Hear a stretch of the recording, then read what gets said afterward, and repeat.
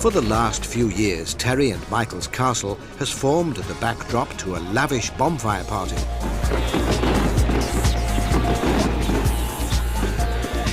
A chance for the boys to show off to their family, friends and employees in flamboyant fashion. At a cost of more than £30,000. This time, Terry wants to go one better and use a piece of land they own close to Leeds city centre, making it bigger and more extravagant than ever. I think we should have hog roast and pie and peas, because you always got your face stuck in peas. Don't you have any of that, will you? That'll be cannibalism. Very funny. How difficult would it be to paint this wall white? And then we could get some lights that go up and flood it. We want something with a bit of a wow factor, don't we, really? See if we've got that web name available, please, wowfactor.com. We're not buying any more web names. You've got about 1,600. Don't just go off on a tangent, Terry. Let's just stick to where we are with this. Were the firework people concerned that it's on a flight path? I didn't ask that question. Do we need to inform the fire brigade? What about? There's airplanes coming in. Shut up, no, that we're having a bonfire party in the city. Have we got an hose pipe on standby as well? Mark, I want you in full helmet gear on the night. We've got a fireman's outfit. Yeah, well, get it on. Let's not talk about that. Hey, it'll be one thing, we'll be the first to do a bonfire in the city centre, won't we? No, I'm sure there's been some before, haven't there? Not since the war. Nothing in the city centre anyway. Back in your day, then. Yeah. What we could do with as well, just bear this in mind, now that you've lost loads of weight and you've got your old clothes, we can make a guy out of that. Why? Will you fit in them? Just don't do it. Yeah. En route to the venue, Michael drops the hint that all is not well. We'll just have to see how it goes for the next few months. It's just getting money from banks is an absolute nightmare. Terry's plans may be a bit ambitious, given the credit crunch. The parapet wall is just beyond them cars there, so that's where they'll set the fireworks off. The boys have plans to make this derelict piece of land into a premier leisure venue. Talk about having a fire over there, aren't you? Yeah. That'll be good, that, actually. That'll work well. Are you worried about those electric units? No. That's for the whole of Leeds City Centre. If that goes up, it goes up. We're on a generator, we'll be all right. You're self-sufficient at your pops with your power. Who's invited him here to this meeting? What we could do is we could have the hog roast down here. Hey, that's what I just said. I never heard you. No, you wouldn't. You only hear what you want to hear. The phone's ringing. Hello there. Yeah. Come on, off your phone. You got some wood there for a bonfire.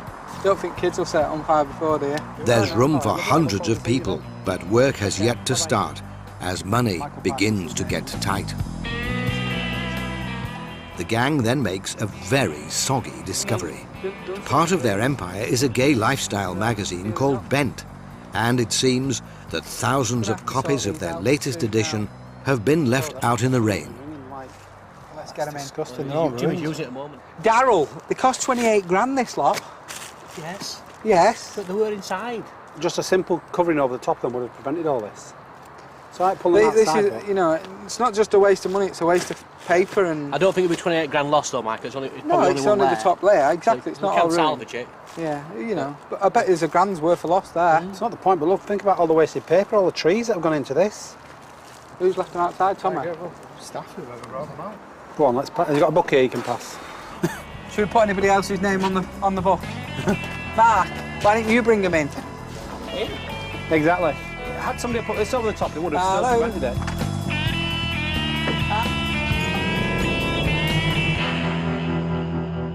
With their businesses losing cash as their customers tighten their belts and now thousands of wasted magazines, Michael has a serious talk with their accountant to see how things are going. Undeterred, Terry and his PA Mark set to work preparing 500 invitations to send out to guests for the bonfire of the decade. The point of having a party is to get people uplifted, isn't it? And forget about a credit crunch. As Danny LaRue once says to me, it's best to be looked over than overlooked. And what year was that in? 1965. Michael's asked me to cut it down a bit because he's a bit concerned that we're inviting too many people. On there's a lot of people I've not been in touch with for years who I'd like for them to come along.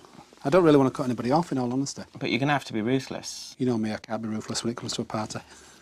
The other thing, it's going second class, so it's going to take longer to get there. You're joking me. Seriously? Why? We only send out second class posts now. Why does he want to cut it down? Let me just ask him a second. Okay. We can't afford to do the party and you're stuffing envelopes. Ian, have you looked through it? Yeah, we've been looking through it for weeks and days. You know, we're laying people off here and staff are being made unemployed. And you're just oblivious to it all. What, we've done it for 5 years? Yeah, and wasted a lot of money, spent an absolute fortune. And this year, we're suffering, you know, things are suffering, the club's suffering, the bar's suffering. You know, we've not been paid for 2 months. In fact, you can't film this. So... Is it right what he's saying? So, you just get out.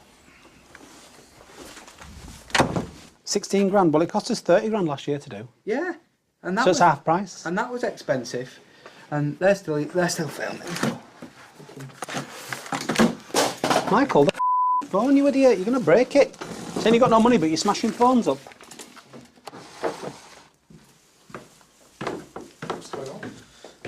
Well, it's a bit embarrassing, really.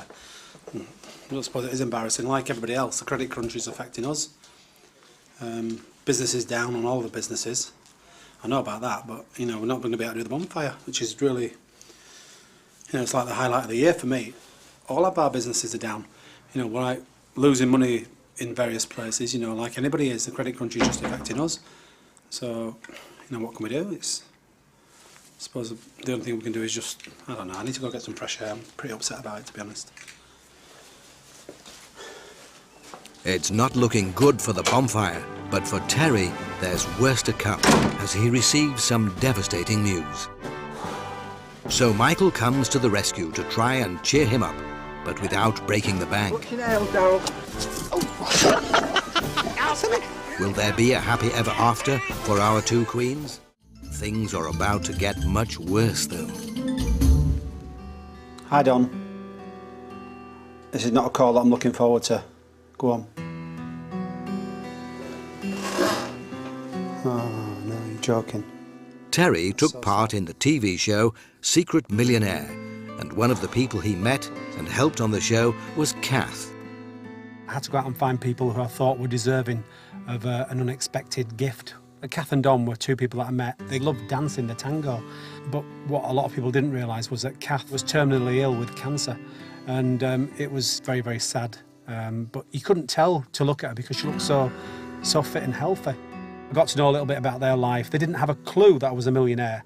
So I sent them off on this cruise where they went and did the tango. I love these two, they're such nice people. And I felt really, really attached to them. Now the bonfire is the last thing on Terry's mind as he catches a plane to go to the funeral. Well, when she was on The Secret Millionaire, she was like, I had people ringing me up and saying, oh, you know, what a lovely woman she is, and she seems so much good fun. And the fact, you know, what I really loved about her is that, you know, when I met her, she just invited me to stay at her house and let me just stay there rather than staying in the caravan. So endearing what she did. And she just gave me the keys and said, oh, make yourself at home. There's a TV, you know where everything is. Just left me to it, really. She said, do you want to come out dancing with us? Her and her husband, Don. And I said, no,